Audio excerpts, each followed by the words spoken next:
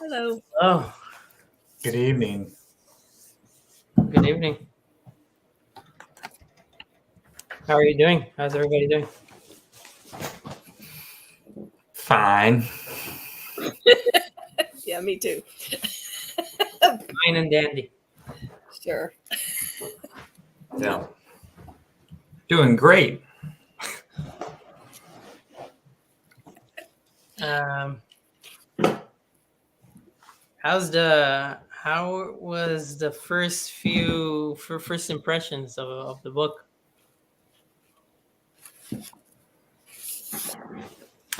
It was quick, but it was Was quick. pretty heavy. So it's like ultra dense. Mm-hmm. Lots packed into a little.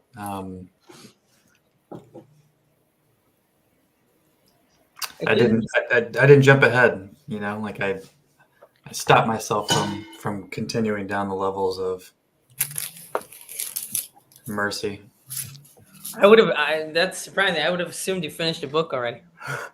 Normally I like that, but I feel like this one needs to be a slow burn. Mm-hmm. Yeah. Sandy, I like your guitar hooks. I have those too. I need to use them. Where is it? There. Yeah. One's missing. It's. Oh, I know why. Okay. Hang on. But don't get up. Don't get up. I was just. Oh no, I'm pushing furniture around and I have papers on the stool I am sitting on instead of the couch I am sitting on. And they're starting to irritate. So they are gone. When was the last time that we've been off for a little bit? Right? When was the last time? It's like, I think it's been about a month. Yeah. mm-hmm. Interesting. Definitely been a month. Uh-huh.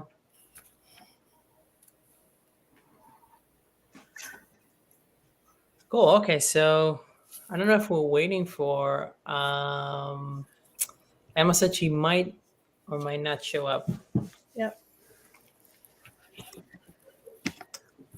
So I mean we can dive into it. Unless anybody has any other thoughts or things they want to share that are top of mind. No, I did start the Rabbi Bredowitz series on Wow. Tomer Devorah, but did not get very far, and also did not want to jump ahead there either. Mm-hmm. But that will be a nice little companion series for this, I think.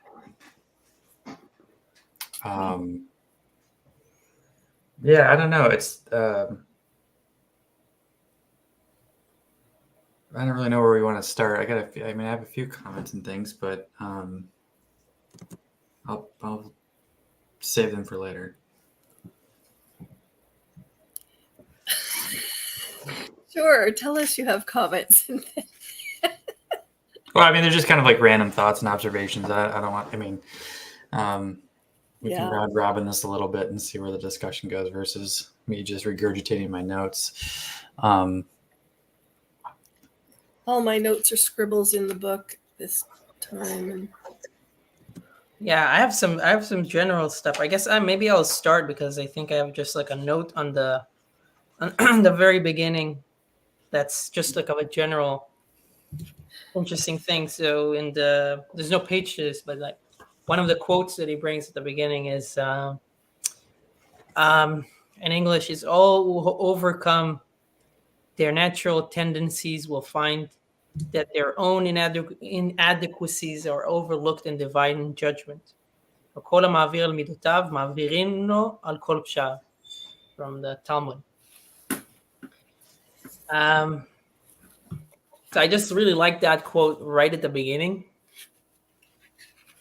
because it kind of goes into the heart of the matter of like we're three people here plus the people that are watching us and are gonna watch us, and we're all have different perspectives and different things that we're trying to improve, and we're at different levels.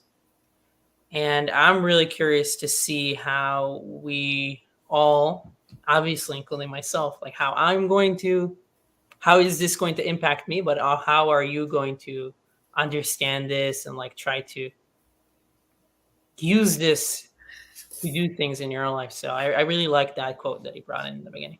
Can you read it again? Yes.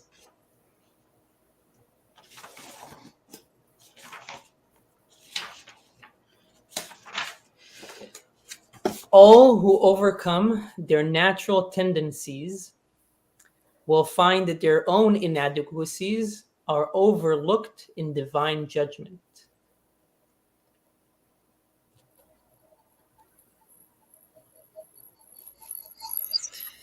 Yeah.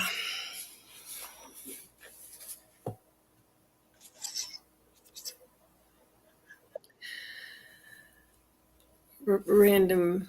I don't know if it's random. So one of the things that I'm coming into this today with is that I started my day doing a check-in at work with management because I was in a really negative place. I didn't define it that way. My manager did. That I tend to be very negative about myself. Probably like in the moments when I'm struggling, I guess. And I've been doing this long enough that it kind of surprises me that that's still what people see when I'm struggling, that I instinctively, I'll counter. And she says, don't say but. You listen to what I'm saying. Don't say but. Don't say but. That counteracts everything. And I'm like, oh, that word just wants to intrude on the conversation like so desperately. Yeah, I understand what you're saying to me, like you've got a good plan. Here's this, this, and this. And I want to go, but whatever. There's a lot of things that lead to that. But I went back through these notes 3 or 4 times, noticing the things that have come up in conversation, like has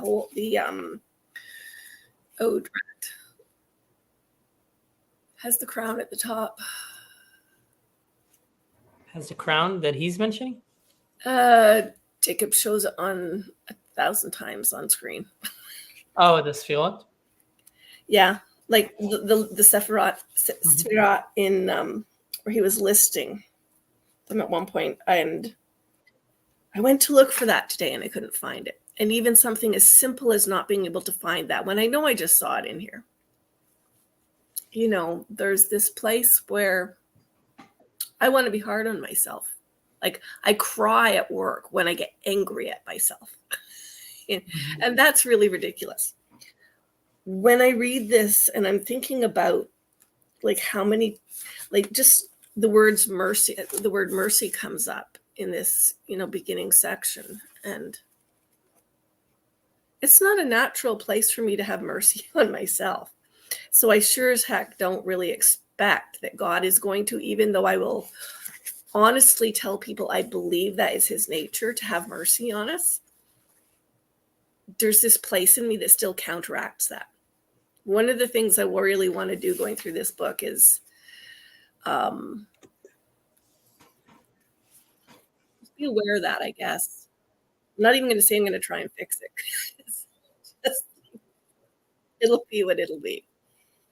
But I really was struck by how much God takes on just in this first chapter, like in the introduction, the things they go through, and then when we get into the first chapter, that the weight that God takes on for us. So that's just kind of where my head's at with the book. Yeah, I'll just respond like quickly because I really like your point. I think I even thought about it, which seems stupid to me.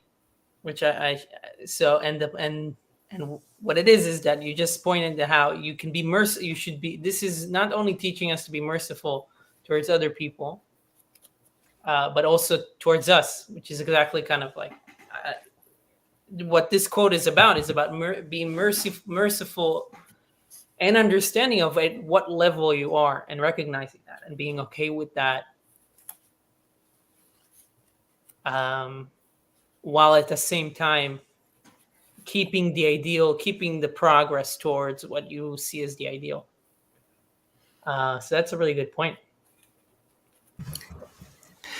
Yeah, I think some people are more naturally inclined to be merciful to themselves, and others are more inclined to be merciful to other people. And I think the way this is set up, you eventually have to face your ability to be more patient and merciful with whoever you're less inclined to be naturally.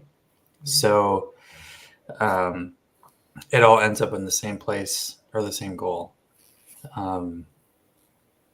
I one thing that struck me is like at the beginning when he talks about these as levels, or he retained the word levels even though they're also kind of attributes, but there is a progression, and with each one, I think like each one less difficult than the next. And here we are starting out with the first one, which is like understanding the incredible patience and tolerance of God, who effectively gives us the energy to punch him in the face. To overcome, to be aware of that and overcome that, I think is like, probably grounds for sainthood in and of itself. And we're only at level 1. So I'm, again, very curious to see how these progressions go, but we're already off to a pretty brutal start. But yet again, like a very, I think, clear goal and something that is like tractable. But, I suppose not easy, but not, I guess, like, not causing like despair out of the gate. Right. I feel invigorated by the challenge more than like deflated.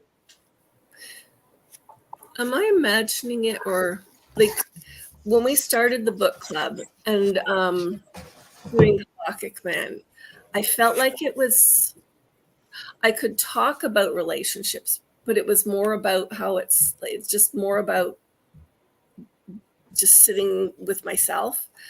But now that we've gone through a few and we're getting to this one, I feel like it is, in a sense, because of the way it's formatted, it's about dynamics and community in a different way. And feels more practical, more pragmatic than some of the books we've read so far. I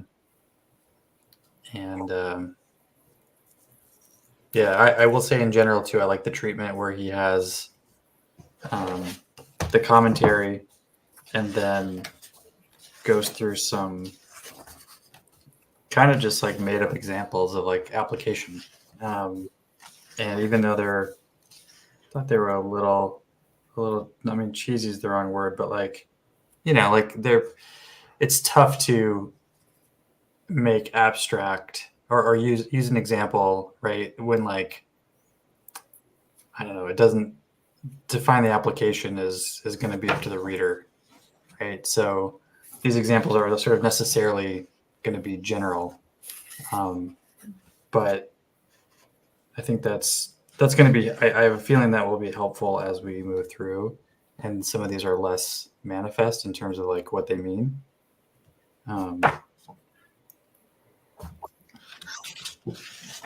yeah. Yeah, I mean, I appreciate his examples, especially kind of like what you said, Jonathan, of how this seems so dramatic. The sense of the sense of the level of tolerance that he points out to how God sustains us even to do those things, those bad things. But then his examples the examples kind of help you look at things more practically and understand how this pattern can manifest itself even in the express line of the supermarket. Where, yeah, even in that small relationship that you have of like letting somebody, go in front of you in the express lane because you think they tell you they're in a rush, and you think maybe they just have a few items, and then they come in and they have like a whole cart, or they have a lot of items. So maybe you stole that example from me, Myself, and Irene, which is one of my favorite movies. but that kind of like, it helps you kind of, okay, I can track that pattern there. And obviously then when he talks about the child parent relationship, it gives it a whole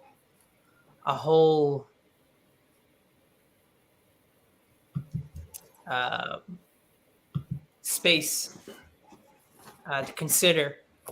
So I find those helpful as well. Yeah.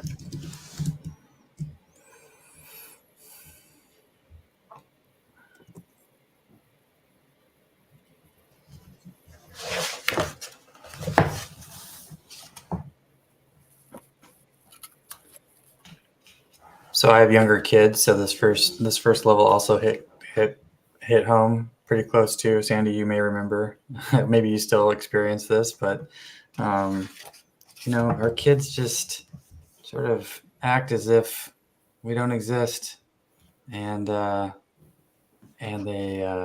so just naturally ungrateful. I mean, oblivious, like in an innocent kind of way sometimes, right? And certainly parenthood has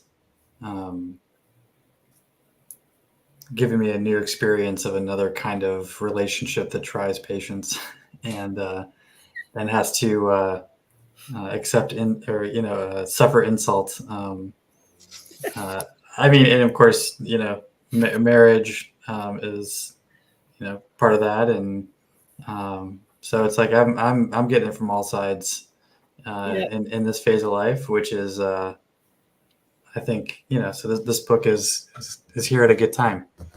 Yeah.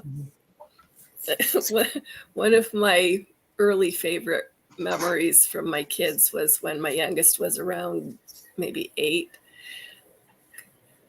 and he said, "Hey Mom, am I driving you guys crazy?" "Yes."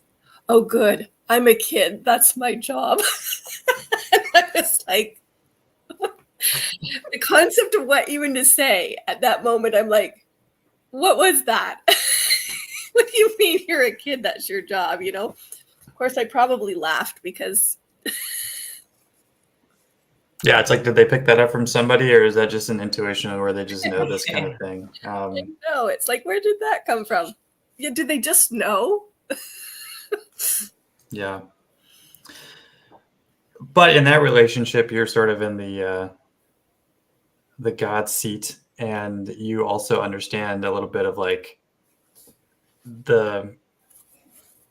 I mean, maybe it wasn't sort of said in here, but like, it's much easier to suffer the abuses of your children as their parent, right? You're more, I mean, there's limits to your patience, of course. But it's not, it just has a different quality. And I would imagine that quality is closer to the relationship we have with God than, some jerk at work or, whatever. I know, like, in some of the Discord talks in the last, I guess it's been about a year I've been hanging out on it here, where there will be the moments where Jacob would bring up about, like Christianity, well, it's all about love. And I think, I don't know if there's a better word, but when you talk about that place with kids, the instinct is there is this something inside me that instinctively expands to protect it, and it's kind of like, well, I always think of that place as love, but maybe it's something a little different than love, because, people talk about love like it's everything going right, you just, oh, you really love your kids, they're being so good for grandma. Yeah, right. No, it's the place where there's totally not. And I feel this kind of welling up of, yeah, sure, I may have to deal with some stuff. But at the same time, I'm so very aware of that place that I hold for them inside me, that just kind of says, yeah, these little people are very important to me, and whatever it takes kind of thing, which is kind of what you're saying. But I'm like, I don't know. Is it just because we love them, or is that something instinctively different? I don't know. Yeah. And I'm looking forward to the day, hopefully one day, where, my kids are like, we appreciate all the things you did for us now, right? And like, hopefully that'll be a sweet day, and hopefully that's a little bit how God feels when we appreciate Him. So, how old are your kids? 8, 5, and 1. Awesome. Yeah. So and the 2 older ones are boys. So there's a dynamic there. They tell you they appreciate you in much different ways. Yeah, and sometimes there's long droughts in between those moments of affection or appreciation. Yeah. Yeah. Like, age 13, when he's starting to get a little taller than me, and he comes and he sticks his arm up on my head so that I'm stuck in his armpit and just grins at me. Yeah. I love you, Mom. But he doesn't say it. It's just the whole, I'm like, yeah. I don't know if you guys were like that, but my boys were. It's just those. Yeah, I got taller than my mom pretty quick. Those places where you're just kind of like, yeah, I know you. I know you love me. Sure, thanks. Mm-hmm. Yeah. Being a parent is all about interpreting. It's tough work. So yeah. Do it while you're young. Oh, yeah. All right. It kind of reminds me of I heard a rabbi explain, talking about love and how you can how and the parent-child relationship. You were asking about that, and how the rabbi was saying about was talking about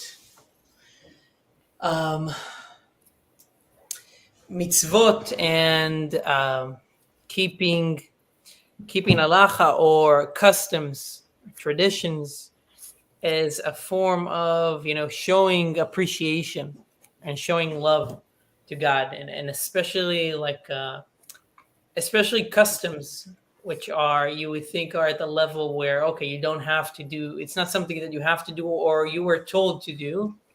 It's something that you just think is appropriate because you want to,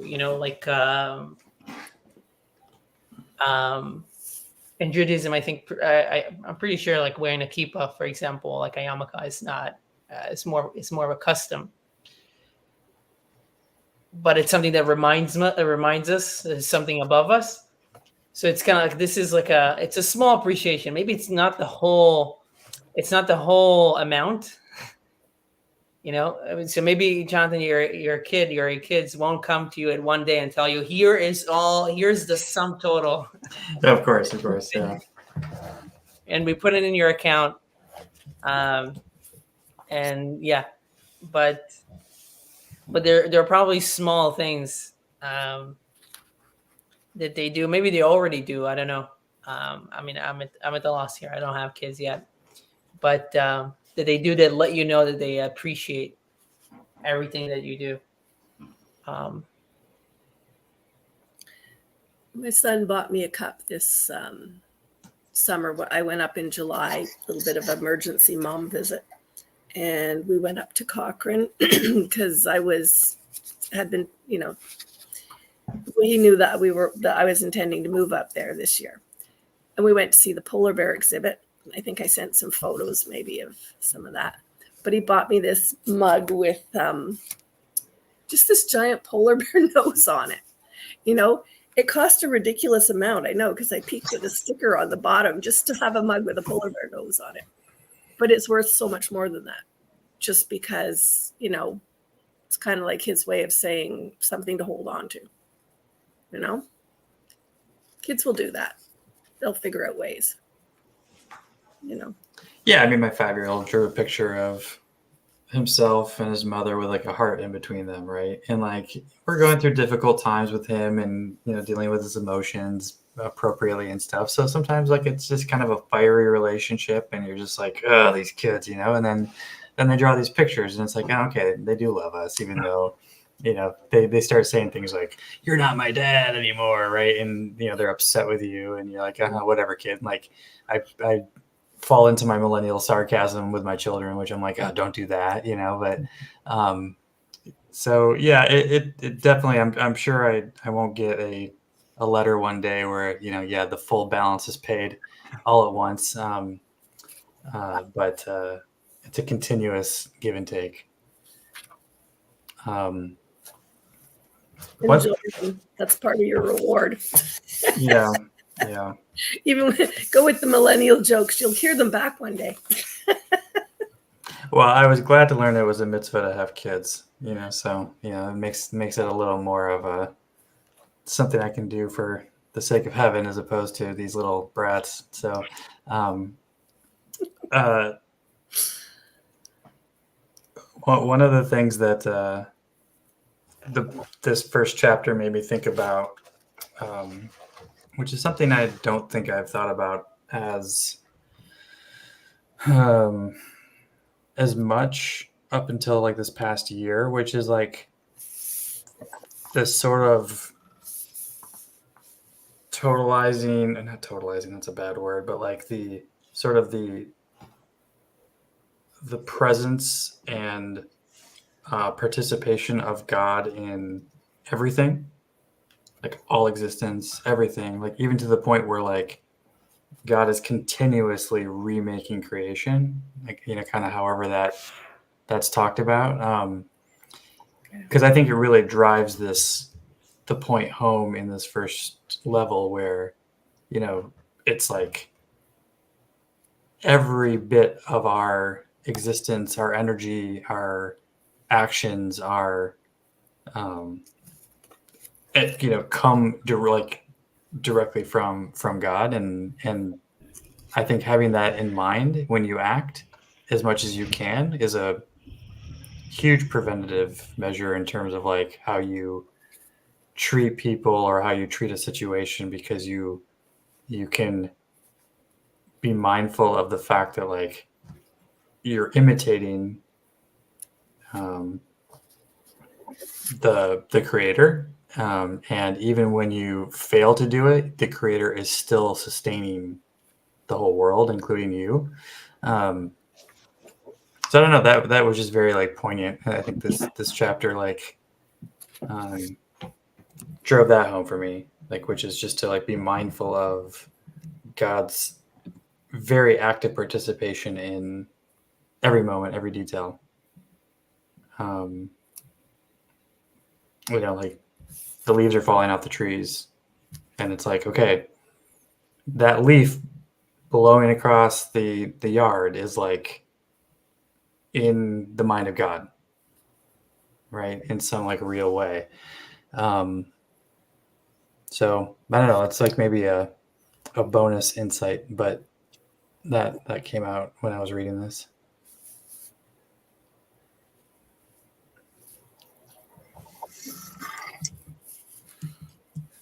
Yeah, it kind of reminds me. I don't think it's reminds me of something that I really like, and I was trying to look at the source of it, but I'm gonna need time to get the English translation. I like to see how it's translated as well. But just in the morning prayer, one verse talks about how about all the land is talking to God and saying how all the land is your possession, or just your all the land is your possession. It's from Psalms Kaf Dalet. I don't remember what that is.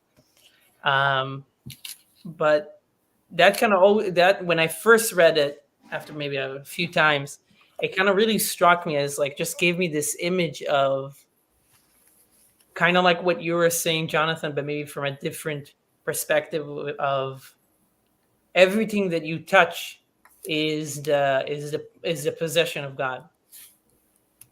Right, meaning, meaning that it's all of it is involved in Him. All of it is His. Still has the potential to be considered holy, at least.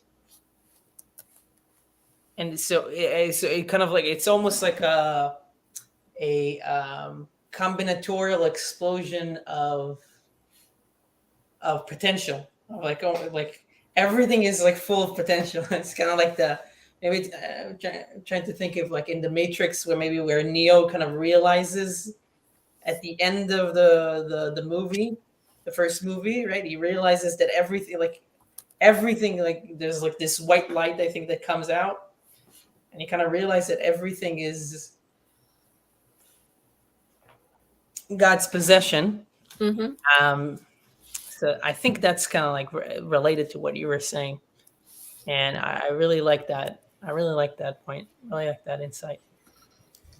Yeah, it also kind of sounds like what you and Hezi were talking about today in Pirkei Avot with the storekeeper and the credit and kind of how everything, everything's being tracked, but everything is on its way towards a good end. That the Rabbi Akiva block of text I think you guys ended with today. Yeah. Same kind of thing, right? Like it's almost like a closed system. It's a simulation, and we're in it. and anyway, it made me think of that too when you guys were talking about that earlier. That it's a simulation. That like how can you expand on like how it's connected again to the store owner? That everything is like where I guess the store. Yeah, I think I understand that. Yeah, it's like the rules of the game, like the closed system, right? Like that metaphor is kind of like again like totalizing, but it's a complete. I mean, it's a metaphor, so of course it's going to be a little leaky, but it's a fairly complete picture, and I think that is just reinforcing, I think, what we're all kind of trying to get at in this, which is that we sometimes, I think it's easy, maybe for me to sort of forget that we exist and operate in God's creation as opposed to sort of outside and thinking of God as like a separate entity that's sort of out there. And I think that, at least for me, that's a change in perspective and paradigm that I've been working through.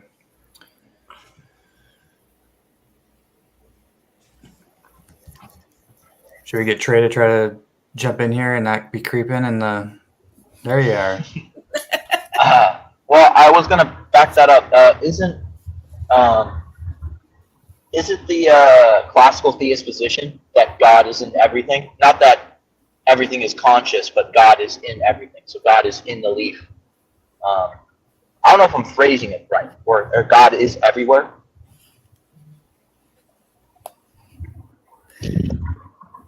Yeah, I guess the in is maybe in, around. I mean, that's kind of a mysterious thing, I suppose, but yeah, not separate from, not the deist kind of watchmaker where set it and forget it.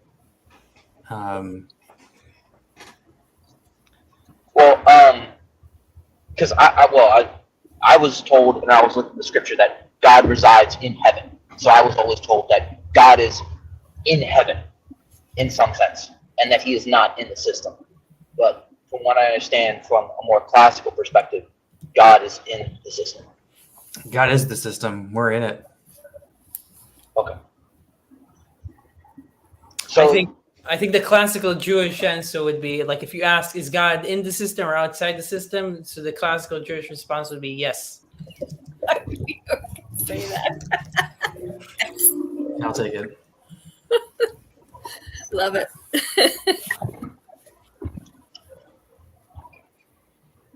yeah, I think that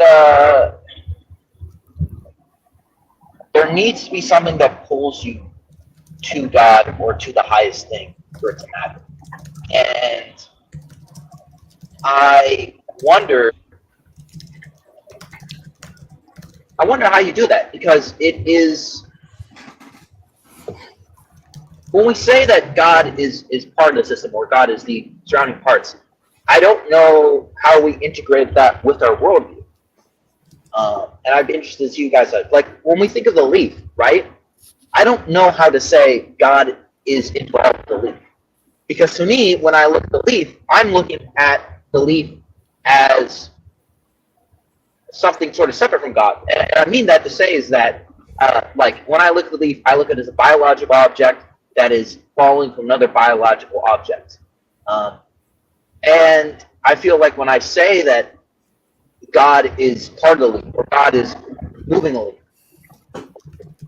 it feels I'm just giving another name to something I'm already doing. Like, I don't know how it's changing my work.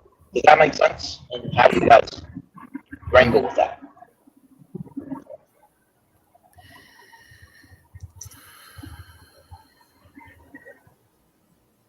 I guess for me, it would depend on what I mean by what are those things, prepositions, or like whether I think of them as prepositions, whether if I think of God as being in as in a place or position, or whether I think of God being in as a statement of being of some kind.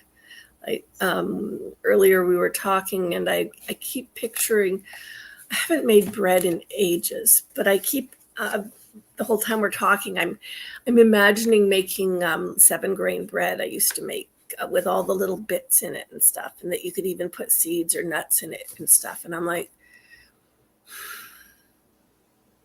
if I think of something like say God is in the bread, I don't just mean he's in the finished loaf, or but he's also in all of the components of the loaf and the loaf in process and my interaction with the loaf. He's in it in the sense of that thing that we were saying initially about without the energy coming from God, none of that exists. There's nothing that I can make because there wouldn't be anything growing. There's nothing that I can do because I wouldn't have the ability to do.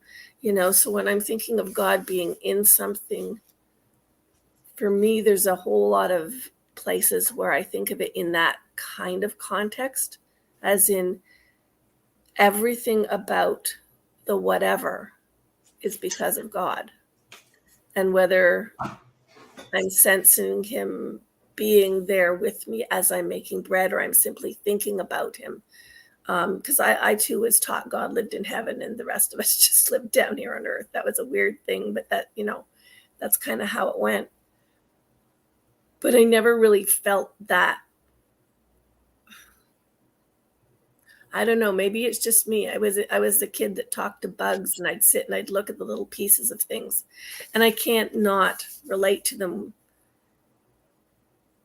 as they're, like, I love sitting under trees and bushes. Still, as an adult, if I didn't feel like an idiot, I probably would go and crawl into the bushes and just sit there like I was 4 years old. God is in that place. God meets me in any place that I am. And that's the beauty and the absolute horror of what we started out saying is, he gives us the energy. We can do what we want with it. Wherever I am, whatever I'm doing, he's there involved in it simply because I'm living off of what he has given me. I'm living from that energy that he gave me that creates life, that is me and everything I come in contact with. That's kind of a lot of words for just this tactile place I exist in the world. Yeah.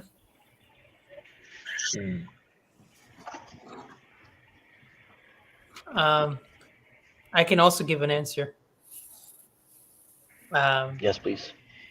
So first of all, I appreciate the question. It's a good question. And then in terms of the way I see it, is, first of all, my inspiration is thinking about God being present in everything in the world and how everything is his possessions or things that he made. Is the thing that the image that comes up in my mind is kind of like this, the Kabbalistic idea of like the sparks, right? About how everything in the world has its shell and has a spark within it that you can elevate. So, and so if you think about God being in heaven, there's a difference here of saying there's also a spark of him in everything in the world. You just need to reveal it and elevate it. So that is one thing. And then I think the other thing is maybe thinking about also halachic men, and how you spoke about the leaf, specifically about a leaf and how that, that's a biological thing. How is that related to this thing that we're talking about here, God and, spiritual and this whole stuff? And I think the way that halachic men talks about it is that everything, when you see everything through the prism of halacha, specifically from that book, right, then everything becomes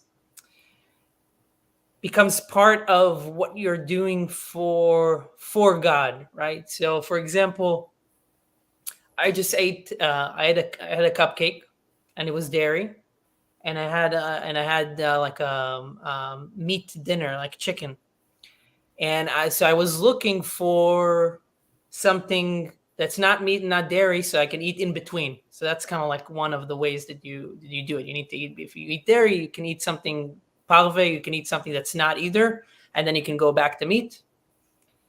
So for me, the pretzel that I ate became not just the pretzel, but the thing that I can use for the sake of doing this mitzvah. So. But also, if I think about the leaf,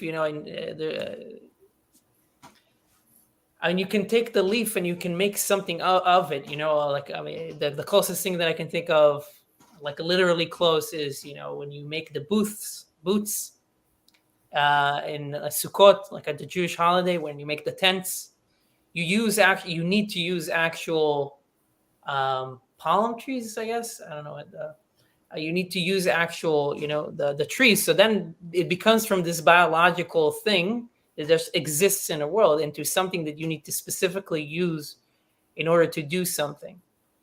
So everything, and you can take that approach to everything in life. Like everything you can elevate, and sometimes you elevate it just for the sake of your relationship with, your wife or your girlfriend. And that is going to be a way that you can elevate that a specific item in order to be closer to God, because that might be something that God would appreciate if you are closer with your wife.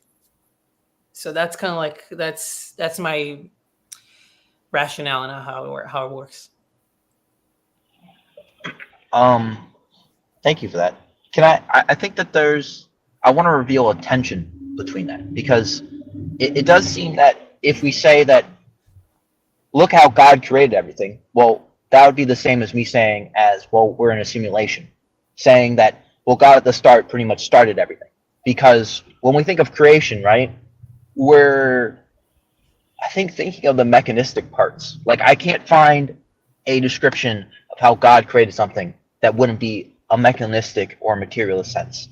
But it does make sense when you're talking about following the law and everything like that. But don't you think there's a tension there between following a law that you knew was directed directly by God 2,000 years or like 3,000 years ago? Like, isn't there a bit of a separation there? Because in one sense, you could think God is in everything or God is involved in everything. But then you also think, well, I'm doing something that God appeared and took time to explain 3,000 years ago, but he isn't here in the same sense. Do you see the tension there, or am I imagining it? You saying something about how maybe not, but so are you saying something about like how this is something that was directed a long time ago, and I don't have the free and there's a tension about like my free will and participating in it, or are you talking about something? Or the separation. Like, if I was doing that law, I would feel as though like I'm getting slim pickings, right? Like that my connection with God is something that is there, right? But it isn't as close to the person who explained it or the Israelite people, right? Mm-hmm. So in some sense, I think you're right. I think in some sense, like in Judaism at least, they would say that that's why there's a like respecting the tradition is understanding that the people that came before you were closer to the law and closer to Sinai, and hence you should listen to them. You should hearken to them. So there is that sense. I know that there is like that kind of just like that specific move that is made. I think, but that in mind, I also think that when you say God directed me to do these specific things, I think it's actually more involved than that, because and I'll open it. I don't want to talk over all the things, but I and my ancestors and my people close the people in my group now, and my ancestors have participated in understanding how to do these things, and we've participated in understanding how to do the mitzvot and how to participate in life and what to do. So we're actually are involved in the creation as well. So it doesn't seem to me like it's a one-way thing and I just do whatever I was told. To me, at least, it seems a little bit more. To me, at least, I get a sense of creativity that I appreciate. So I think I get it. So it is the forwardness, not the looking back, that makes you feel close to God. I don't know if I'm putting words in your mouth, but you're saying I'm continuing something. I'm not looking back. Like, I'm continuing something so people ahead of me can do this. And that's how I get close to God, because God is with me, because God is paving the way forward. So am I looking back or looking forward? The answer is yes. So I mean, in order for me to look forward and so it's not only that I appreciate. I think you're right. Yeah, I appreciate the fact that I can like bring this forward and maybe inherit it to my children and to my family. But the looking back is the thing that allows me to do that, and that is something that is very important to me. Like, is essential. So both of those are true. One more question. Which makes you feel closer, or are they the same? Like, do you feel closer thinking back or looking forward and seeing the next generation take this forward? If you're asking me right now, I think it's looking back, because that's mostly what I do, because I'm discovering new things now. And also I don't have children, so it's harder for me practically so right now that is my answer. I've been thinking of a question. It kind of relates to that answer because it would, in that sense, depend on your place in the line. Like of, I was going to ask about the word mitzvah because we talk about law, but is mitzvah just law, or is it? I get the impression that mitzvah is not just law; it's something that expands from law or bigger than law. And that relates to my second part of the question. When you were talking about, I don't remember if you said lift up or raise up, or you can, you said something about raising something up. I'm a visual thinker. I was picturing, again, I was picturing little kids, like at a table, and there's things on the table, and they may or may not have the language to actually express what their relationship is or what their reaction is to something. But so often you'll see little kids just hold something up, and that is the communication between the adult and the child in that moment, somehow centered around that raising up of whatever the object is that they want your participation in, your answer for their question, heard or whatever it is, or just showing something that they've discovered. And you were talking about your position and discovering things you're discovering. And I'm kind of relating what you said about the word mitzvah to that kind of place and that sort of action.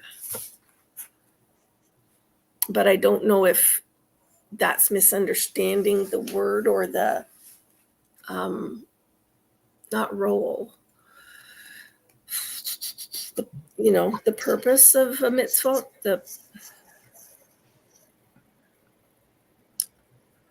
I'm not getting a better word for that, what I'm asking. Sandy, was that lightning? Yeah, probably. Wow. Hang on. I think mitzvot is commandment. Yeah, is that like the literal Hebrew, Ben? I think that's the simple interpretation. Is command. It's the literal, yeah. Yeah, literal. Yeah. But it's a good question, and I feel like I feel like there's a more robust answer in terms of like, is it just a law, or is it something that kind of connects you, that is more than that? I don't think I have a good answer to that, but I do think there is a better answer there. But it's also another interpretation of the mitzvot is that it is something that connects you, so that etymologically, that's part of that word. So it's something that connects people together too.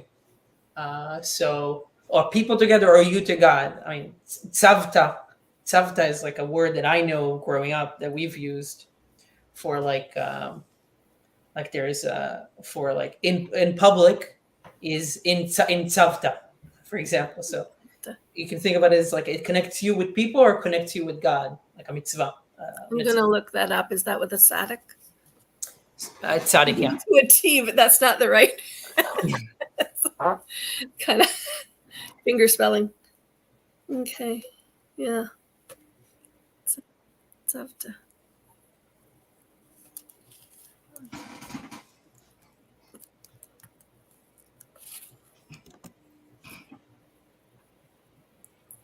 Ah, okay. Interesting.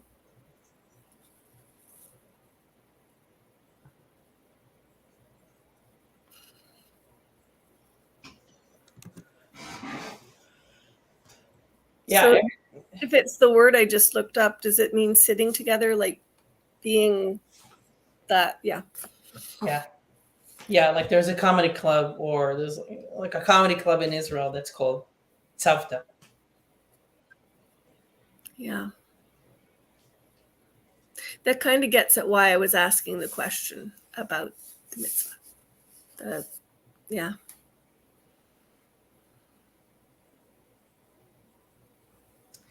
That always reminds me of like the point that I've heard from Jordan Peterson when he talks about Carl Rogers and how when you're listening, or as a psychoanalyst, but I'm sure as any other listener, as a friend, you always want to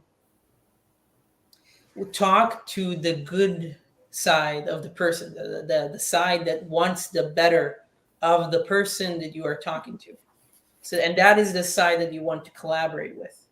That is the side that you're making the goals of the therapy with, or just listening. Or so. And to me, that's the same thing as when we were talking about sparks, the sparks in everything. And you the same way that when you're talking to somebody, you want to like look at that spark. You want to look at the better side of them. In everything that you do in the world, every object or every relationship, you want to find what is the better relationship that I can have, what is a holy relationship that I can have, or a sacred relationship that I can have with this object, or what's a good use that I can do with this object. I mean, this is like a general perspective on technology, right? Like when you use technology, you want to think, okay, how can I use it for better? Or some people would think, oh, how can I use it for what I perceive as better but is evil?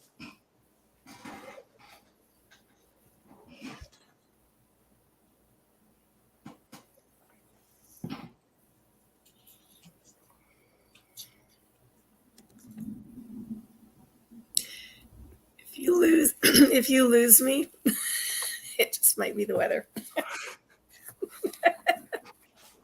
Yeah, it's kind of dramatic behind you. I love the sound of thunder.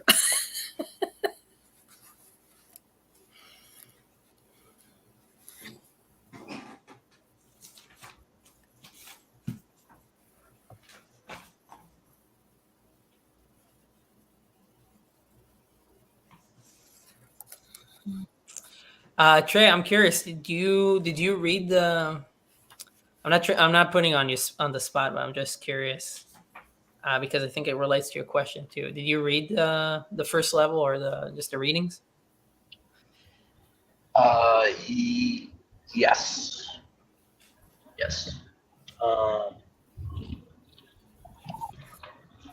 I'm pulling out my book right now.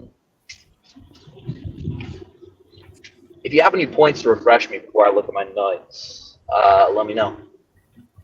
But I'm driving right now, so I probably won't have a response until like 10 minutes. Mm-hmm. Wait, you're in your car? I can't believe it. Yeah, that's my purgatory.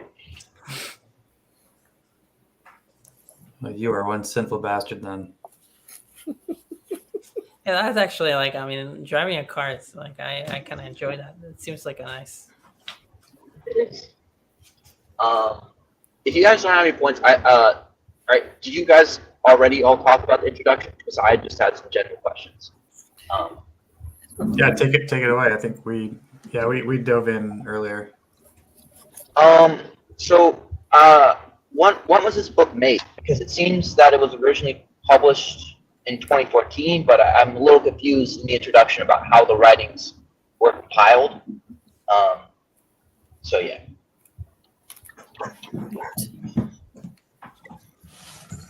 Yeah. Is it 2014 or 2018? Well, the revised edition's 2018. Got the proof right here, but in the beginning, but it's recent, right? Yes. Because I guess in the introduction I was a little confused because they mentioned all these like different writers, and I was a little confused. I'm like, yeah. So who is this rabbi? Like, why should we care about him? Did you guys already talk about this? We did not. This is this book, the book itself, is a commentary on a 16th century rabbi who wrote the original De Palma Devora. Right. Okay. So Gotcha. a That's lot what a I lot of this at the beginning was the biography, the history, the kind of like setting the stage of how this work came to pass and its significance. So Mhm. yeah, it's I guess this is kind of a classic, or I mean, it's a pretty popular work. I think it's been Gotcha. fairly popular, and the author here said he encountered somebody else's translation in 1993. So I think I remember that from the introduction that a lot of people had, or at least several people had been working on translating it. Is that correct?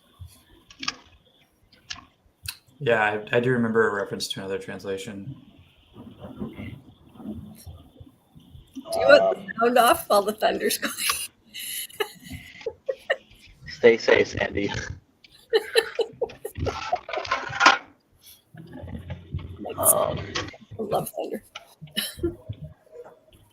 so I guess that gives me another question. In the introduction, you talked about the idea that you can't learn Kabbalah until you're 40. Um, why is that? And then, yeah, why is that? Well, I can't explain it to you because you're not 40 yet. So how could you even appreciate the answer to that? Well, I'm 20, so can we pull the 20 rule? I mean, you mentioned that we could do the 20 rule. What's the 20 rule? Didn't you, in the introduction, there was a whole argument whether it's 40 or 20. And there was a guy who was technically a heretic who said 20-year-olds could learn Kabbalah. I'm gonna guess for you, it's not 20, Trey.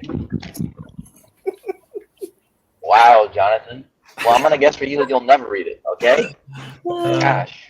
I'm just Low blow. busting your chops. So I think the 40 thing is something that used to be a custom, you can say, that people would not talk about Kabbalah, but that's no longer the case in most communities. So, and that's part of also the Hasidic movement, bringing more Kabbalistic ideas into the fore and teaching them. Even though some ideas you don't kind of like, there is a discussion about like different interpretations of the text. The deeper interpretations you would only talk to, only within a group of 3. The deeper interpretations, you only in a group of 2, and really the mind-blowing interpretations, for lack of a better word, you only do it yourself, right? So My sister wrote to me a year ago, and she says, "Don't you remember Dad had this old Scottish saying that was exactly that. Some things you tell to everybody. I can't say it in whatever the Scottish lingo was, but some things you tell everybody, some things you only tell a few, and some things you keep to yourself." And I was like, and it sounds so cool in Scottish, but I'm like, yeah, I don't even remember my own father saying that, but isn't that like how you handle wisdom, or things you've learned, or things you're still pondering, or some things are just what? Sorry, in there I've interrupted. Well, I think it's we lost Trey, but I think his argument with his question. It's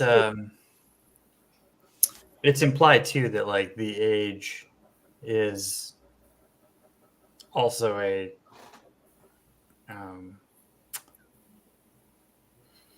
kind of a calibration to where you would be had you learned all this stuff through your life, right? So even though I'm 40, that's a joke because like I'm not ready for like I don't even speak Hebrew, let alone like getting any of this stuff, So I think it's kind of more about like where you would be expected to be in your life and kind of what you're ready for, as opposed to like some kind of magical threshold you cross when you turn 40 or whatever. Yeah, it's a proxy for It's a proxy, yeah, for maturity or something. I mean, I think like a different example that comes to mind is like certain countries have the knowledge and expertise on how to enrich uranium, but certain organizations and countries are, forbidden from acquiring that knowledge, and there's a reason for that. And that is the same reason for why you don't want to allow certain people to acquire certain knowledge or wisdom. And the allegory of the different people going into the orchard and discovering all the secrets. The one that goes mad goes into the orchard, and that is supposed to be like the secrets of Kabbalah. One of them goes mad, one of them becomes a heretic, one of them dies, and then there's only a single person that comes out. So it's sometimes you discover things, right? Maybe it's the same thing with deconstruction. Sometimes you deconstruct, but you're not prepared for it. And then you get to a point where you can come back from it. Even though for some people you can deconstruct, and that actually helps you to elevate yourself, right? It's that movement of the descent for the sake of ascent.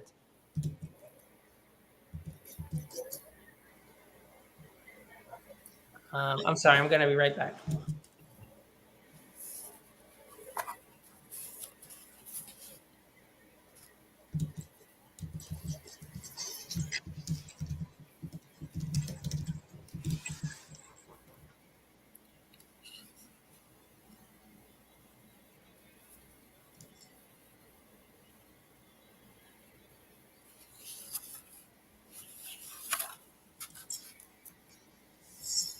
Trey, what else you got? Nope. There he goes again. She's like, nothing. I'm just dropping off.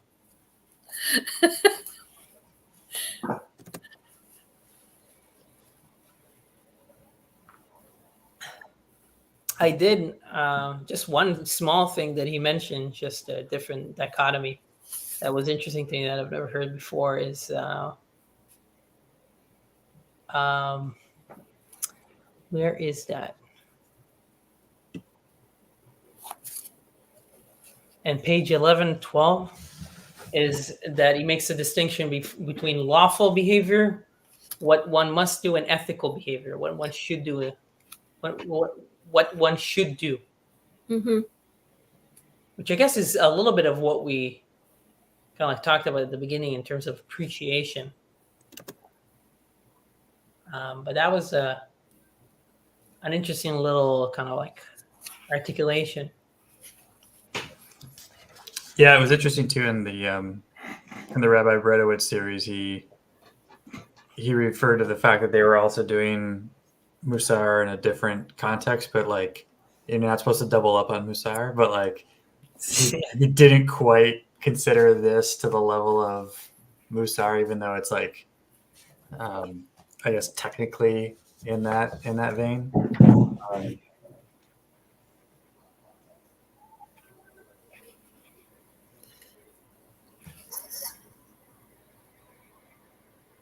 Interesting. Yeah. I mean, I guess Musa is like, it's one cheap way of describing it is like self-improvement. Cheap, but not cheap. But I mean, it could be perceived as cheap, but like it's self-improvement. It's really working on your attributes. For the sake of being able to do the things that you need to do and to sustain you, that you are sustained, that you sustainably do them across time. Mm-hmm. Because like, it is like a habit. Yeah, like a habit, right? Yeah. It's it feels like it's the wrong word, but like a bonus or extra credit on top of kind of the more like traditional do's and don'ts of ethics or law, right? Mm-hmm. Like it's a different approach, at least, because it's not just a prescriptive do this, don't do this. It's more of a meditation on building building habits and having a different state of mind in order to do that. Yeah. Sorry, go ahead, Cindy. No, keep talking. That I mean, I guess he does use the word midot, for that's the levels, right? The attributes. Mm-hmm. So, I mean, I guess that's maybe exactly the same thing as what the purpose of Musar is, right? Yeah, and cultivating the midot, or your own midot, which should be a reflections of God's midot. Right. So, I mean, this is what the author Henry Abramson mentions in terms of the anatomy, like the Kabbalah and Cordovero, like the Torah Dvor, is specifically trying to get us to think about, as far as we can do that, to think about the anatomy of God and how that it kind of is a metaphor for how we want to behave in the world. I think something useful, even though I don't know if Rambam is like considered Musal, or parts of him are considered Musal, but the Rambam has, Maimonides has like a good thing about this, where you can do two things. You can, if you're doing, like, if you're giving charity, you can give $100 to somebody to help them, buy nice clothes for an interview, and that will make an impact on that specific person. Or if you want to work on your attributes, on being somebody that's charitable in general, then what you can do, what would be more effective for you to do, is to give each day, give $1. Put $1 in a box, right? Because you're creating this habit of you being this charitable person that is doing this thing. But if you think about it, giving $1 to one person is less effective than giving $100 to one person. So the question is, is it more important for you to work on your attributes, or is it more important for you to just do the deed and that having a specific effect, or that having more impact? And I think the Rambam, at least there, says that we're talking about the habit, how you want to create the habit more. That's more important. Okay, so I have a weird question. Well, I have a question on something I didn't understand. Put it that way. On the page just before they start listing the different expressions, when they're looking at the Sefirot, he's talking about the imitatio Dei. So I'm on in this particular book, Introduction, page 26. He says, as long as we fail to bring ourselves into alignment with the divine signal, we fail to maximize our potential and are rendered as overqualified for the tasks of life as a computer is overqualified as a doorstop. Rabbi Moshe David Yehitzkel Landau provides a memorable image of such underemployment in his commentary on the first chapter of the date poem of Devorah. And he says, imagine a highly trained surgeon possessing the knowledge and skills to save lives who takes a job as a cashier at a local grocery store. What a waste of human talent. This is giving life a form, underutilizing the powers locked in the human soul. But I think you were kind of describing how we decide our allocation of our not our resources. Yes, resources, but also what can come of them. But I don't understand this particular explanation, because on the one hand, he says that we fail to maximize our potential, and therefore we're rendered as overqualified for the task of life, in the way that a computer is overqualified to be a doorstop. And And then he gives the example of the surgeon, showing it to be a waste of talent. But how does being overqualified align with underemployed? Confused me. I mean, it's kind of like, is it just saying It's not. It's taking not. all the time to build these skills and you're not putting them to use? Is that all he's getting at? Yeah, or not living up to potential. I thought that phrasing was a little weird too, like the overqualified. Mhm. But I mean, I think I get the point, which is, well, I guess I forget the context, but like just in general, like reaching your potential and the mandate thereof, which is like that story that I remember, the rabbi that's on his deathbed and was afraid of, not that he wasn't Moses or Rabbi Akiva, but that he'd be, questioned for why he wasn't himself or what he was called to be. Yeah. Which is a harrowing thought. Oh, I'm too far along in life to not realize that there's a very distinct possibility I'm in that category. When I look at some of the choices I've made or the ones that I've chosen not to make. Yeah. Well, I mean, King Solomon says that you should make tshuva until the last day, right? So Right. if Right. not Oh yeah. then when? So it's like every moment is like that. Yeah, I mean,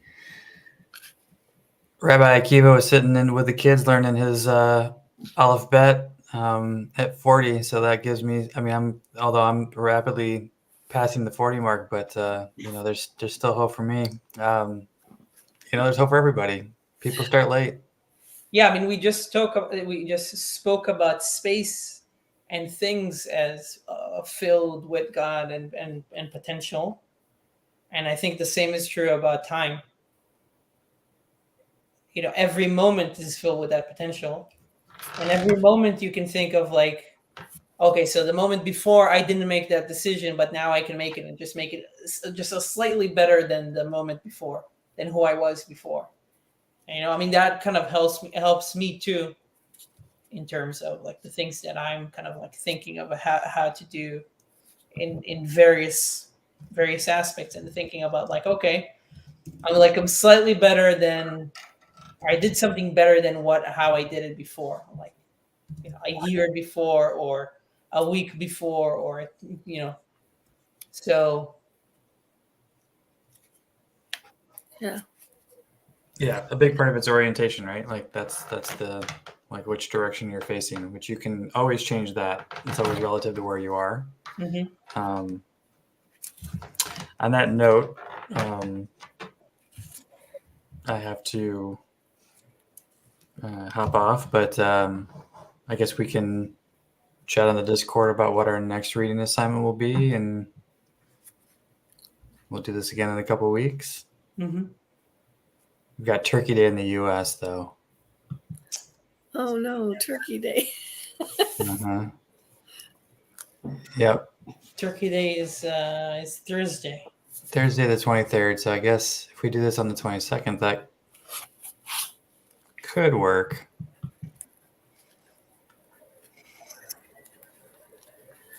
We can hash it out later. I don't want to derail this whole thing for logistics. So have a good night. Good to chat with y'all. Yeah, good to chat with you, Jonathan. All right, we'll see you soon. Thank you. Bye. Yeah. Well, it looks like there's 5 Wednesdays, so we could always slide it back one. Mm-hmm. So Yeah, after Turkey Day. Turkey Day. That's funny. Yeah, and we can decide how many levels do we think we can handle.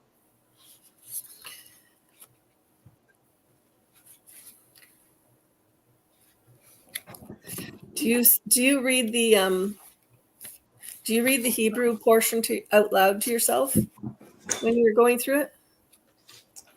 I do read them, yeah. I don't know if out loud, but I do read them.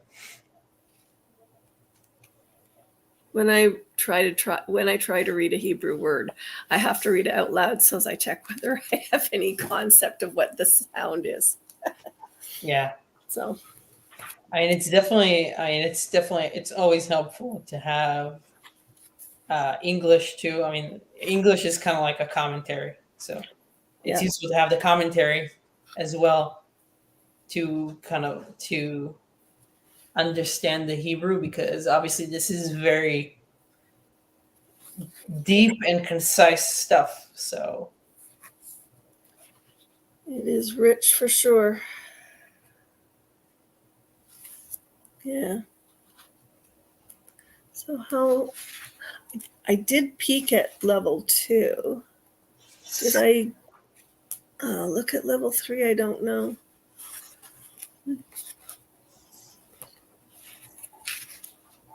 Who bears sin? Take care of it personally.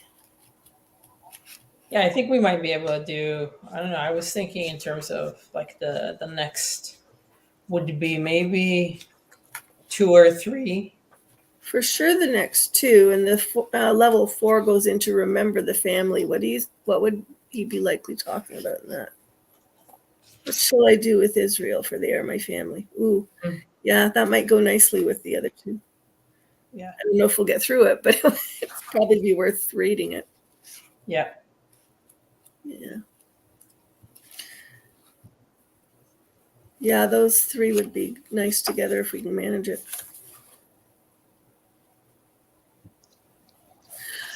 So, Here we go. We got Trey on foot.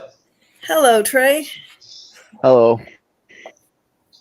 Walking the dog. Hmm. I didn't know you had a dog. Yeah, I just got one. Why did I not know that you had a dog? Oh, you just got him? Yeah, like a couple months ago.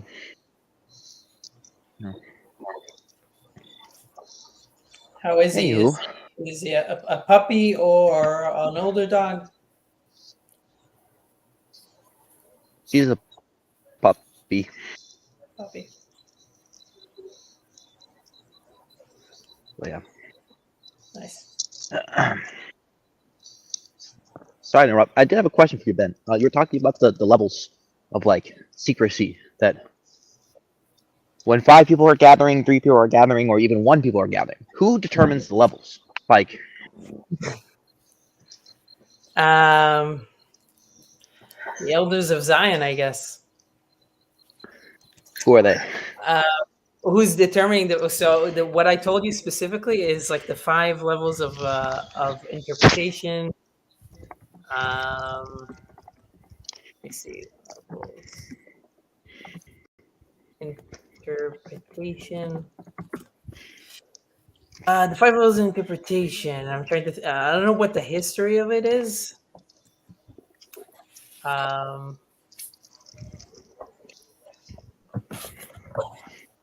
I think it. Yeah, I think it might be like a Kabbalistic idea. So, I mean, I don't know if there is a specific like origin, like a person that originated it, but it's a. What? Was Yeah. that for the dog or us?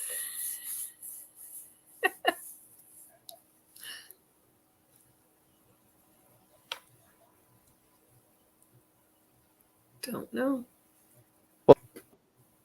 Oh, it's cutting. You're cutting out a wee You're bit. coming in and out. Mostly out. Do You know?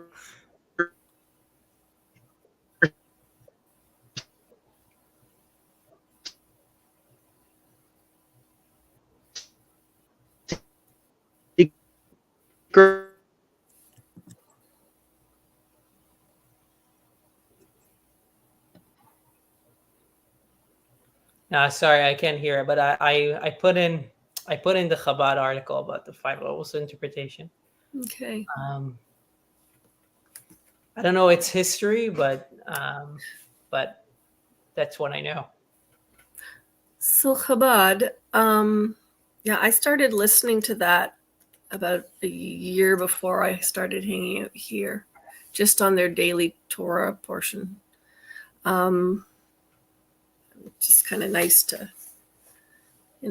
hear an explanation on it. And but I'm curious because we talked earlier something about this was a little more opened up when the influence that Chabad had on some of the actually going into the Kabbalah a little bit more, sort of in not just in a very not withholding it as much or something.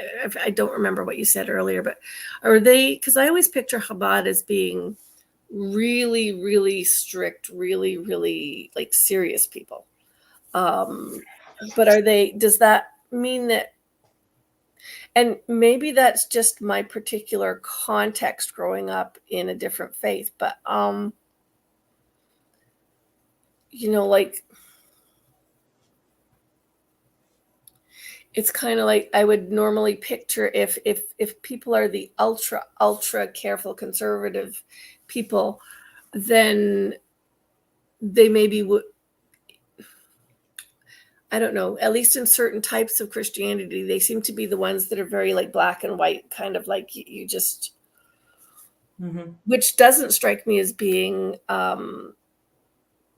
as related to something like the Kabbalah or like going into mysticism more. That's kind of like, I feel in a lot of Christianity, it's more a matter of they're holding their hand out to things like that, going, yeah, we don't want to know.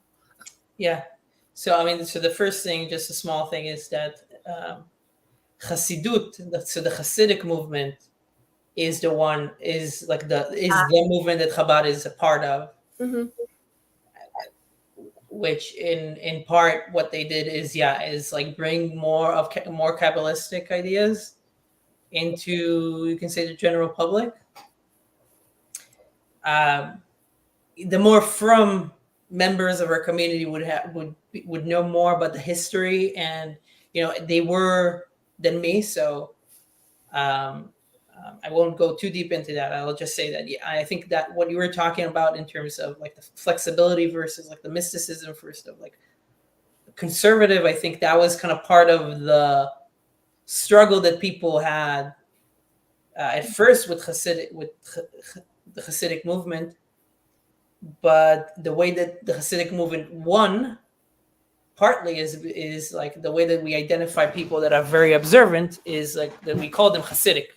Like Hasidic and like are the observant people. So obviously they didn't become the flexible hippy dippy people that maybe some people at the beginning thought they would end up. And then I don't know where he talks about this, but Zevi from Seekers of Unity kind of talks about how there is at least some unique aspect in Judaism where mysticism has a very practical sense. So in Judaism, there's like a marriage of this mystical ideas and practicality and practice that he goes over in a very coherent way. I'll try to think if I remember where exactly he talks about it, but if I do, I'll send it. But yeah, he has good stuff. It comes across that way, like even the things that we were talking about earlier, where we're struggling to put words to things. Some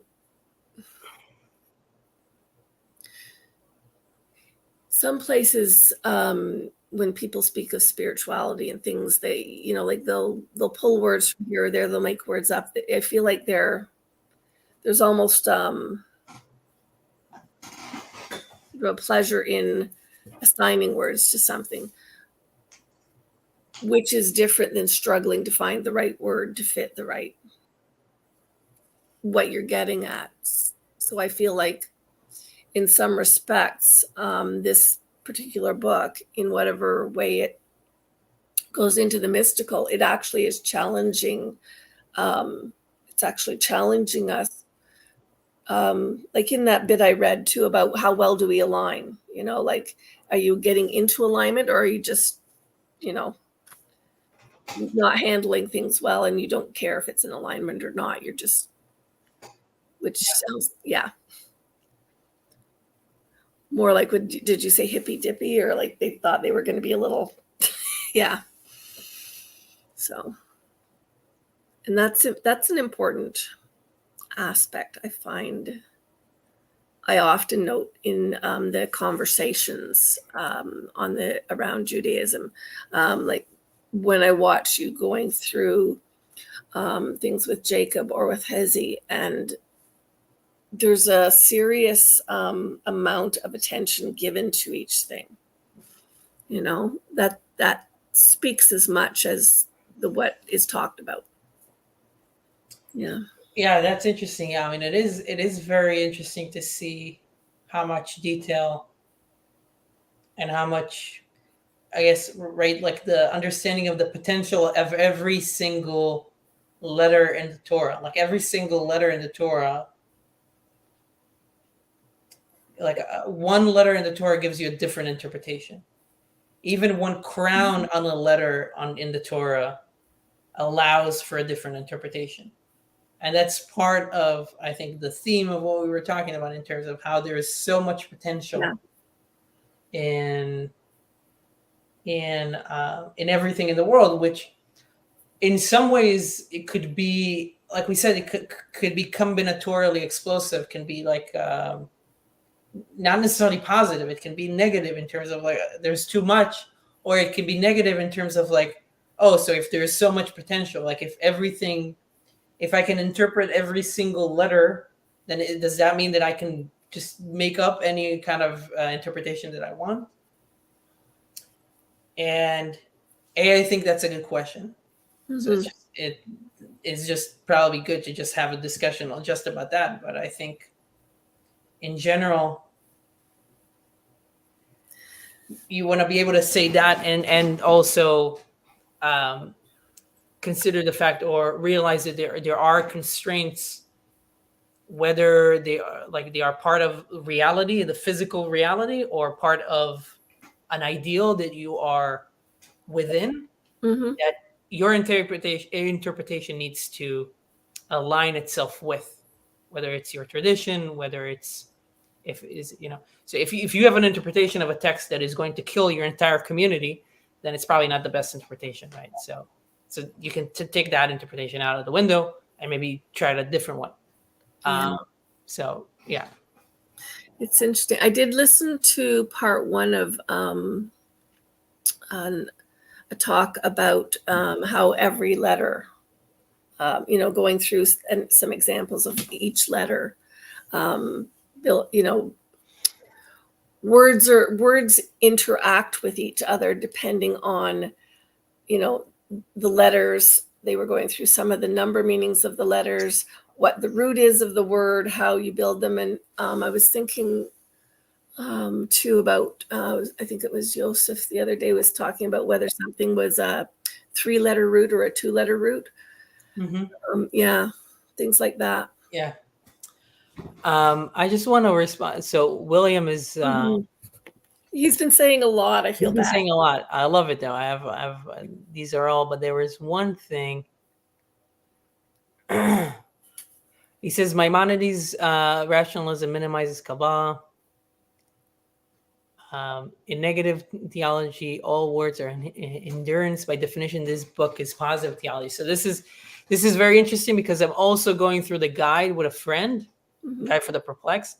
And yes, so he's like very much, he kind of talks about how you shouldn't talk about attributes. And I know that historically, and again, I'm not the right person to know the history about this, but there is a conflict between Maimonides and Kabbalah that is, people try to understand it from different perspectives. But a friend of mine that was asking me, like, okay, so you read Maimonides, but you also read Kabbalah, and you also read this specific book that talks about an anatomy of God, which Maimonides says, like, do not say anything even close to that, right? Which makes sense. So how can you learn both of those things? And so just to respond to that is that, and this is probably not a sufficient answer for a lot of people, but it's sufficient for me at this point because I'm progressing. And my answer is that if the people that wrote these books and the people after them that have done more interpretation and based halacha based on this, if they see these books as correct, and these books are are discussed and are part of the curriculum, right? Then for me, like, then they're valid. Then I use them to understand. So for me, that's enough. Like, even if I have maybe a personal kind of contradiction within my head of like how are both of these are true, I comment this at the assumption that I'm not understanding how both of them are true, but there are people smarter than me that have gone through this and are telling me keep doing it, and maybe one day the contradiction would, maybe it won't disappear, but it would just allow you to progress towards knowing God, right? So that's my answer for now. I just had that. I hope that also makes sense for William.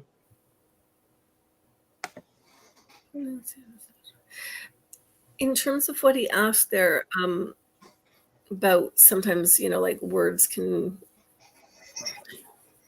sometimes words are not helpful.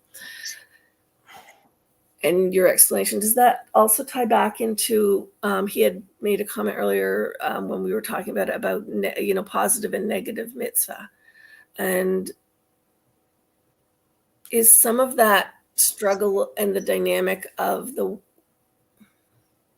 what is and is not helpful, like you don't talk about the parts of God, or the what on the one hand, and you do on the other hand. Is some of that a struggle with the contribution provided by negative and positive mitzvahs, as in why you would do something and why you wouldn't do something, or that you would be called to do something or not do something, that kind of participating and withholding. I don't know if I understand the question. I'm probably not phrasing it well. Mm-hmm. I'll think on it. Yeah. I can come up with a better question. It's an interesting, I'm curious to know, like, when connecting it to positive and negative commandments, how you're connecting that. But it was just a curiosity, because I thought, if two great rabbis say do and don't, they each have a reason. Mm-hmm.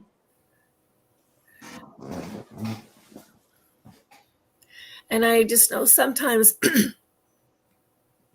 if God gives us positive and negative things that are important as part of our coming in alignment with him, of coming into his image in our own practice and things, there must be a reason and a purpose for the dynamic between the two, that some people will learn better by the story you told about the charity. For some people, to give the single, right, there's a reason why, and for some other people, it's that repetition of withholding the full because it's the dynamic is better with the smaller, mm-hmm. Which isn't really a negative, but it is a kind of holding back of, I just kind of wondered if maybe there's a reason why they would each give their view on something, if it relates to some kind of dynamic like that. Yeah, maybe you can think about how that kind of helps provide more ways for people to interact with the ideal, with God, in terms of like, if you think about steep slope and soft slope, I think, right, are the terms that I think is coming from PDK. Some people it's easier for them to to maybe challenge themselves a little bit day Yeah. by day. And then some people are just need like a real kick in the butt. Yeah. So those are different ways that you can get into something. They're all pointing into the same direction. And I think part of maybe how Judaism kind of like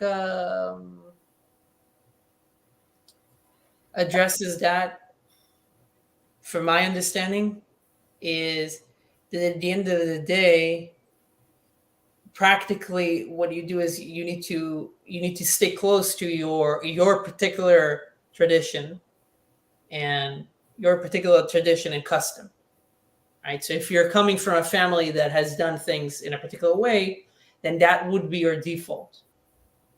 So they've interpreted, like the family is inherited a particular interpretation from a particular rabbi, or right, and that kind of is that something that you should inherit or by default. But I guess you can move around that.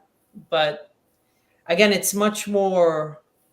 It's always there's always like a there's never an interpretation never comes out of nothing. It's always connected to somebody that has brought in something from the past. So everything is connected. It's never disjointed or disconnected from history in general. Yeah.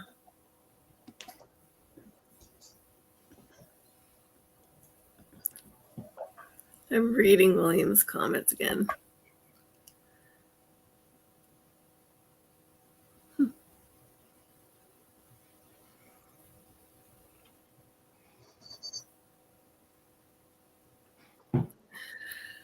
I wonder if I'll get the third incarnation of Trey. I don't know. Under a roof, inside of a stable home.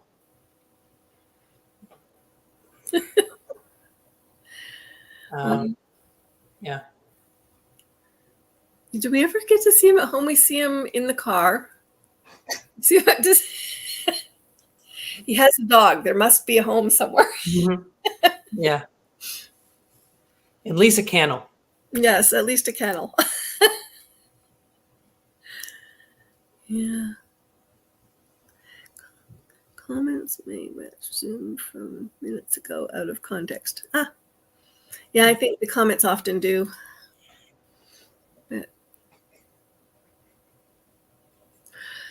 So, do we wait for Trey? How are we doing? Oh, we're not. We're only just up on the 2 hours. Yeah. Mm-hmm.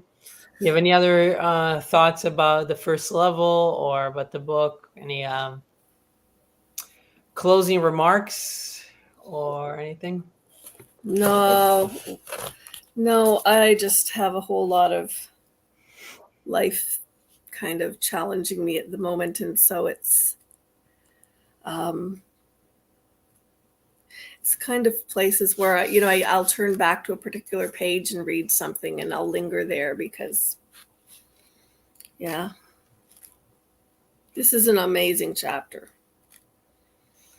It's not like I don't know this, but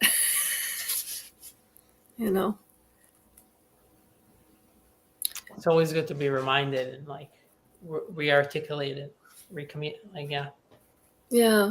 Well, and when I hear other people make different references, like you were making reference to, was it Aleph?